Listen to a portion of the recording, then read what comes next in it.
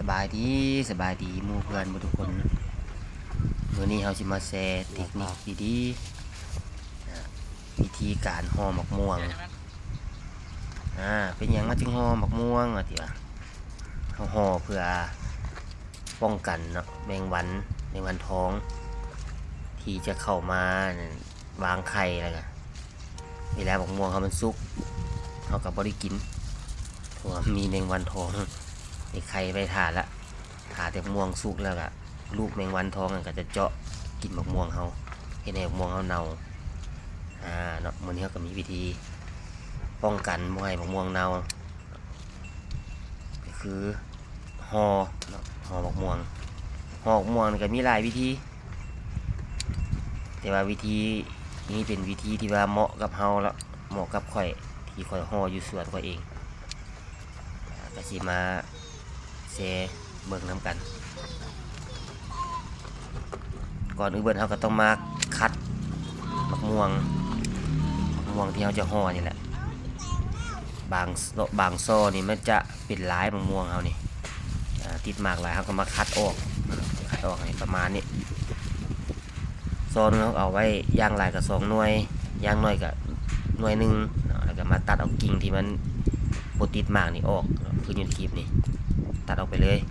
เพื่อเวลามันห่อเข้าไปแล้วกิ่งตัวนั้นมันจะไปถูกับมะม่วงมันจะให้ผิวมะม่วงเขาบ่งามเวลามันสุกมาเวลามันใหญ่ขึ้นขยายตัวออกมาแล้วจะเห็นสัดเนาะผิวตัวนั้นตัดออกเลยนะให้มันเหลือประมาณนี้แล้วก็จะมาเริ่มห่อกันบัดนี้นะก่อนจะห่อก็มีถุงห่อเนาะถุงห่อตัวนี้เลยแม่นมีขายตามห้างขายเครื่องเกษตรทั่วไป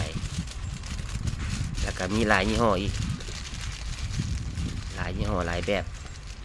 ตัวนี้จะเป็นถุงเจี้ยแล้วก็จะมีลวดไว้ล็อกอยู่ถึงเวลาห่อกับประมาณนี้เลยเนาะอยู่ในคลิปนี้ซุกเข้าไปแล้วก็จอมเอาเจี้ยอยู่ปากหันมาใกล้กันแล้วก็เอาลวดที่ว่าเพิ่นติดอยู่หันมาติดมากับถุงนั่นแหละล็อกแล้วก็บีบเข้าไปเบาๆแล้วก็จะบรุดแล้วก็จะบดตู้ขึ้นตู้ลงตัวนั้นล็อกไว้การห่อนี่มันก็จะดีหลายอย่าง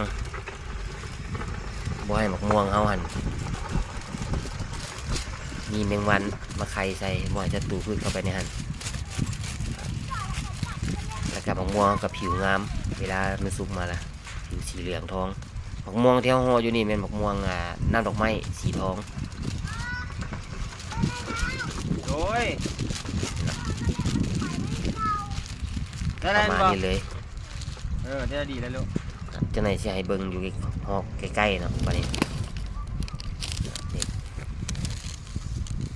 เดี๋ยวเห็นบอกเวลาเนี่ยอันนั้นมันจะถูๆแล้วเจนแบบนี้แหละมะม่วงเขาเวลามันใหญ่มานี่